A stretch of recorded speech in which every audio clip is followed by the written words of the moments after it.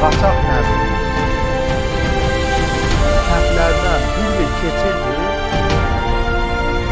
Ruslara qarşı savaşırdı, Rusun qolçomaqlarına qarşı savaşırdı, kəndlərlə gəlirdi, keçirdi, arası keçirdi o sayılar, gedirdi dağlarda, suranda. Yenə də o kəndlər onu qorumasaydılar, kəndlərə zülm eləsəydi, kəndlər onun qabağın kəsərdi, satardılar. Yəni bu uzun müddət fəaliyyət göstərdi. Deməli bu kəndlərin orada xeyrinə işləyir. Hansı xalqı incitsə, hansısa bir quldur dəstə, xalq onu uzun müddət yaşadır.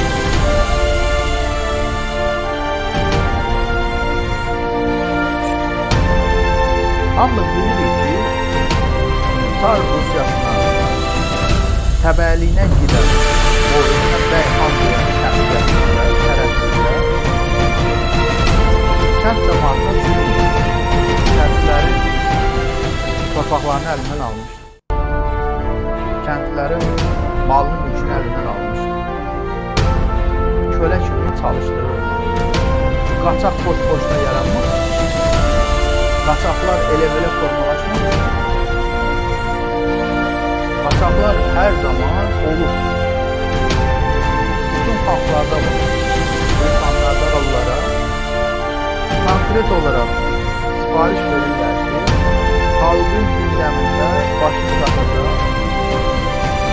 mövzular açsın. Bunlar da oturub bilirlər ki, kimə biz topluyacaq, kimə söz açsa, bu xalq toplanır. Bu xalq içində bir-birinə qarşı düşmən olar. Ona görə, bax bu adam deyək ki, xalqın tanımadığı hansısa Xəzər imperiyası oldu. Səfəvi imperiyasında təkcə Şah İsmail deyil ki, Şah İsmail 1, Şah İsmail 2, Təhmasib 1, Təhmasib 2, Təhmasib və Şah Abbasi və s. Birinci, ikinci, üçüncü, belə bir-birini sıralıydı. Xalqın tanımadığı qəhrəmana nə qədər ondan danışmalar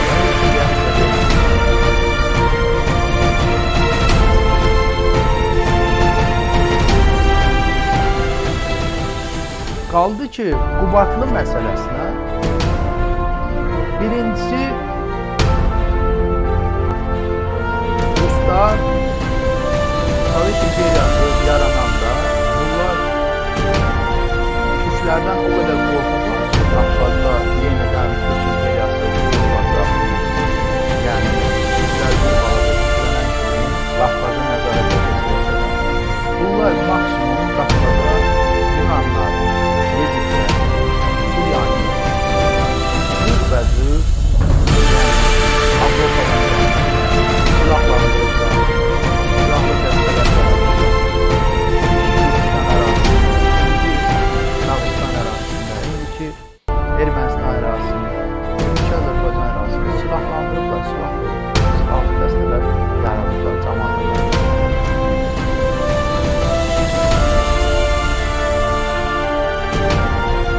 Bunların yəni məqsədi Qafqazı nəzarətdə saxlamaq. Və Azərbaycanda da məsələn Əhməd Ağaoğlu var. Müasir dövründə böyük deyək ki, həm elmi, elm adamı, həm də ki, Qafqazda bir fayda ermənilərə qarşı, Ruslara qarşı böyük hərəkat qurur, silahlı dəstələr qurur, Gəncədə, Gəncə mərkəzində. Görün o adam haqqında Azərbaycan hakimiyyəti ciddi mənada bir film olsun, bir nəsə, elə bunun götürək müxalifət. Bax o Məhəmmədən, Əbülfəzi şirkətlər var idi, Əbülfəz Əhməd Ağaoğlunu heç bir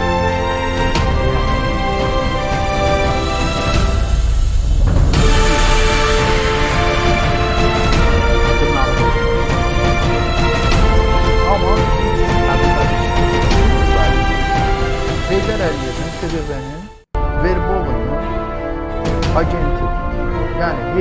hakimiyyətə gətirən bir banyo. Özü kökü də bəllidir.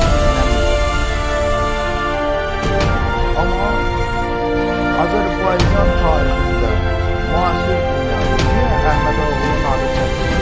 Türklərin xoşu gəlmir, ermənilərin xoşu gəlmir, Rusların xoşu gəlmir, Ruslara qarşı vuruşur, Rusları bir-bir dənlətdirir.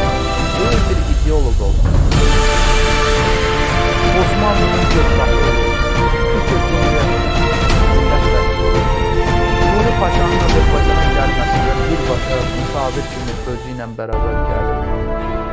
Və digərlər, Əli bəy Sultanzadə və digər, bax bu milli ideologlar əməlləri ilə iş görənlər. Bugün mən əminəm ki, o Əhmədoğlu Azərbaycan tarixində müasir dünyada niyə Əhmədoğlu'nun adı çəkilir? Türklərin xoşu gəlmir, ermənilərin xoşu gəlmir, Rusların xoşu gəlmir, Ruslara qarşı vuruşur, Rusları bir-bir dənlətdirir. Böyük bir ideolog oldu. Osmanlı'nın gökbağı olur, Türkiye Cumhuriyeti'nin millət vəkili olur. Nuri Paşa'nın Azərbaycana gəlməsində birbaşa misafir kimi özü ilə bərabər gəlir. Və digərlər, Əli bəy Sultanzadə və digər, bax bu milli ideologlar əməlləri ilə iş görənlər. Bugün mən əminəm ki, o Əhmədoğlu və digərləri haqq qəhrəmanı kimi tanınsaydılar, üzərindən bir ideologiya qurdu. Babək filmi çəkibsə, bunu Azərbaycanlılar çəkiblər və gözəl də alınır. Bizim Azərbaycanlılar üçün işğalçılıq siyasətinə qarşı nümunəvi bir qəhrəmanlıq əfsanələşdirib var. Ərəb işğalçılarına qarşı savaşır, Abbasilərə qarşı savaşır, işğalçılığın qarşısını almağa çalışır. Bu nəyə pisdir ki? Deməli, bu araşdırmacı bir alim var, Zaur Əliyev və yazır ki, birinci Nəbinin yaşadığı Molla kəndinin sakinlərinin işlərə heç bir bağlı yox. Qərb başdan deyim ki, Qəzanın 51 min sakinindən yalnız 3 min kürd olur.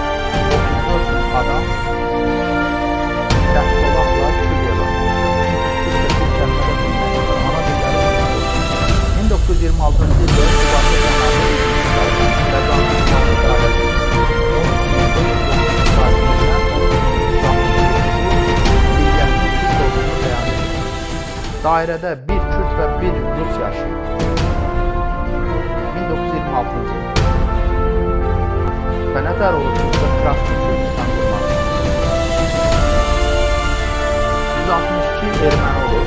1897-ci ildə Dünya Rusiya İmperiyası əhalisinin siyahıya almasında Zəngəzur qəzası ilə əhalinin ana dili Tatar dili, yəni Azərbaycan dili kimi qeydə alınmışdır. Mənbə Первая всеобщая приписная Российской империи 1904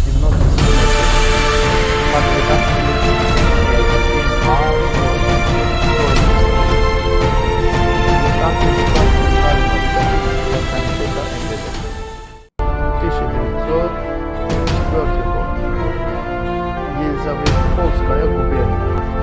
Страница 1.3.50. Yani burada hatta mənbəyə də verir. Ermənilər də, Ruslar da, Nəbinin də, Həzərin də Türk olduğunu çox gözəl bilirlər. Çünki bizdən fərqli olaraq sənədlərdən çox yaxşı xəbərdarlıq tutdular. Və o sənəd Kirovun təmtəraqlı Kürdistan qəzası adlandırdığı rayonlarımızda 1926-cı ildə aparılmış siyahıya almaz. Kirovun, bax, erməni Kirov. Eyni zamanda 19-cu əsrin sonlarında Yelizaveta Gəncə Guberniyasının polis və qəza idarələrində hesabatlarında, eləcə də Qafqaz qəzetində bölgənin yerli əhalisi olan Azərbaycanlılar bu dövrün Rus terminologiyasına uyğun olaraq Qafqaz tatarları və ya Müsəlman kimi qeyd olunur. Nəbi və Həzər barəsində rəsmi arxiv işlərində də onların məsuliyyəti Zəngəzur qəzasının Molla Həsənli və aşağı Molla kəndlərində olan Tatar sakinləri kimi göstərir. Tatar müsəlman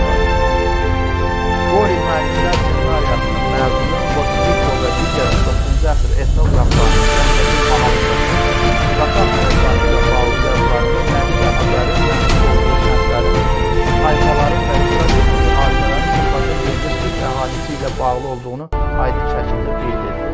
Mənbə Postiko, PA Muzika и песня у татар Елизаветинского губернии.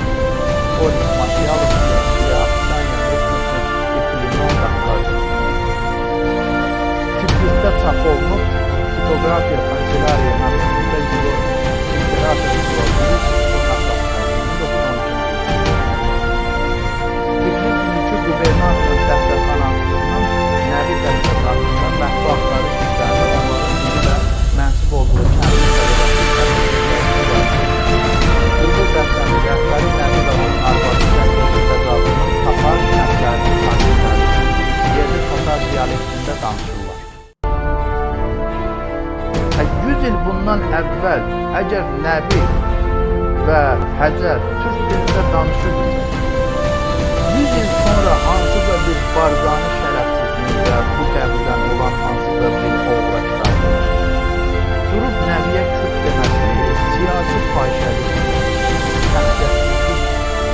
100 il bundan əvvəl elə cəmi cümlətanı onların qapıda gəlişi 100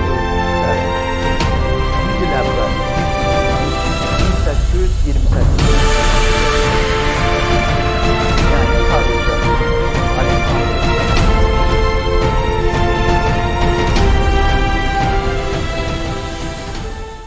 Çar Rusiyasının 3-cü şöbə və Qafqaz Canişinliyinin polis idarəsinin onları axtarışa verdiyi məlumatda yazılır.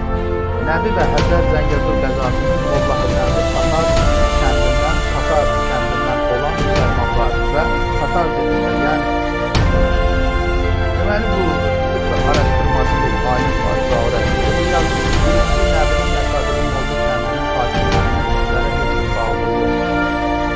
Bəri başdan deyim ki, qəzanın 51 min sakinindən yalnız 3 min Türk olur. 34 min adam Bəhsolaqla Türkçə bir kəlmədə bilməkdir. Ana dilləri Türkçə.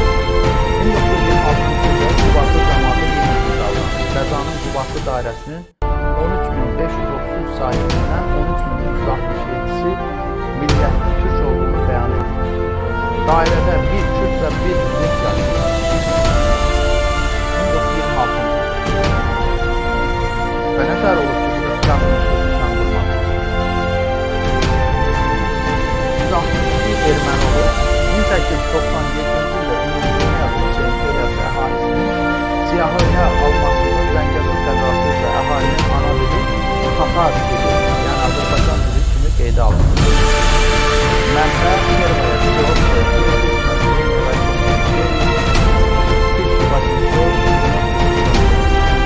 Podredaktiv N.A. Troynicko. Издательство Центрального статистического комитета МВД. 1904 Елизаветинская губерния. Страница 1357. Yani burada hətta mənbəyə də verir. Ermənilər də, Ruslar da, Nəbinin də, Həzərin də Türk olduğunu çox gözəl bilirlər. Çünki bizdən fərqli olaraq sənədlərdən çox yaxşı xəbərdardır. Və o sənəd Kirovun təmtəratı Türkistan qəzası adlandırdığı rayonlarımızda 1926-cı ildə aparılır siyahıya almaq. Kirovun, bax, erməni Kirovun. Eyni zamanda 19-cu əsrin sonlarında Yelizavetpol, Gəncə quberniyasının polis və qəza idarələrində, müsabatlarında, eləcə də Qafqaz qəzetində bölgənin yerli əhalisi olan Azərbaycanlılar o dövrün Rus terminologiyasına uyğun olaraq Qafqaz Tatarları və ya müsəlmançını deyirlər. Nəbi və Həcər barəsində rəsmi arxив işlərində də onların məsuliyyəti Zəngəzur qəzasının Molla Həsəndi və aşağı Mollu kəndlərdən olan Tatar sakinləri kimi göstərir. Tatar müsəlmanlar. Boris müəllimlər ssenariyasının məzunu Postiko və digər 9-cu əsrin etnograflarının Zəngəzur mahallındakı qaçaq hərəkatı ilə bağlı yazılarında Nəbi və Həcərin mənsub olduğu kəndlərin, tayfaların və iştirak etdiyi hadisələrin birbaşa yerli Türk əhalisi ilə bağlı olduğunu aydın şəkildə qeyd edir. Mənbə Postiko, PA Muzika и песня у татар Елизаветинского губернии. Сборник материалов для описания местности и племен Кавказа.